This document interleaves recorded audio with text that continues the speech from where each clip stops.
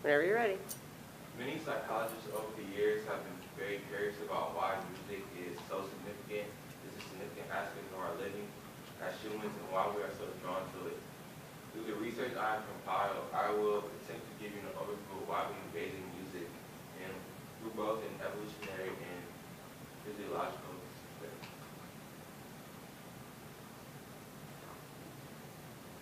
So what is music? Music is an art of sound that expresses ideal emotions in significant forms. These forms can be either through vocals, rhythm, melody, or harmony. There are countless numbers of genres and subgenres in music today. These that exist in music today, but the most common are rock, hip hop, pop, and country.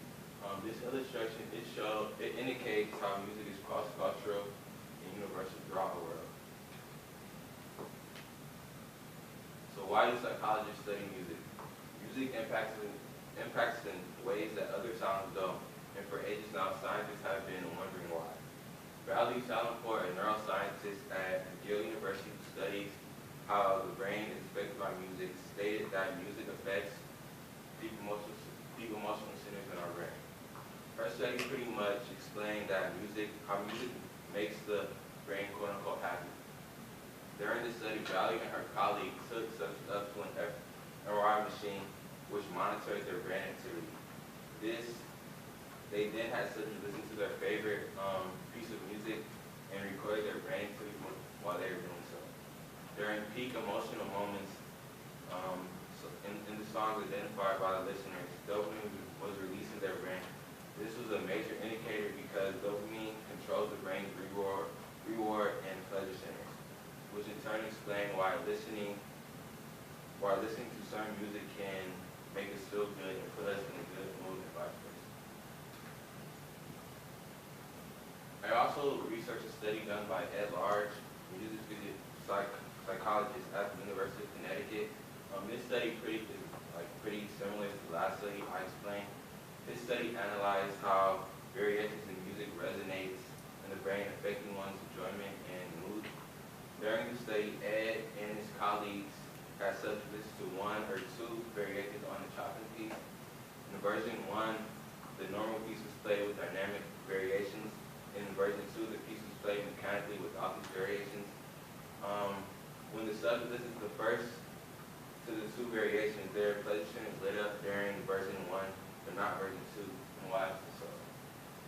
What pretty much occurred was that the song had lost its resonance when it lost its dynamics, even though the melody was the same throughout both songs.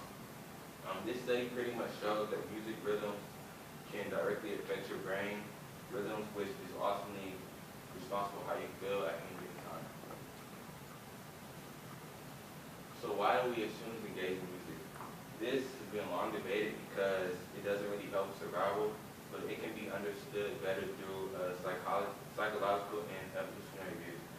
3 overall psychological factors of listening to music are regulating arousal and mood, achieving self-awareness, and displaying social relatedness. As you know, music is universal to all human beings, and it can also play a major role in evolution. In the animal world, it can be very valuable in communication. Charles Darwin, who is best known for his contributions in evolution, theorized that music could have possibly evolved from sexual selection.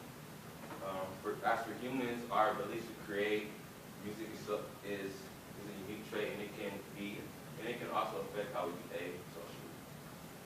In this figure shown, it illustrates how music has evolved throughout generations as we have become more complex. In conclusion, music is a very important aspect of our lives as humans, and is universal throughout the world wherever you go.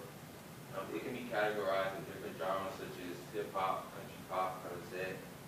Whichever music genre you prefer to listen to, it ultimately has a huge impact on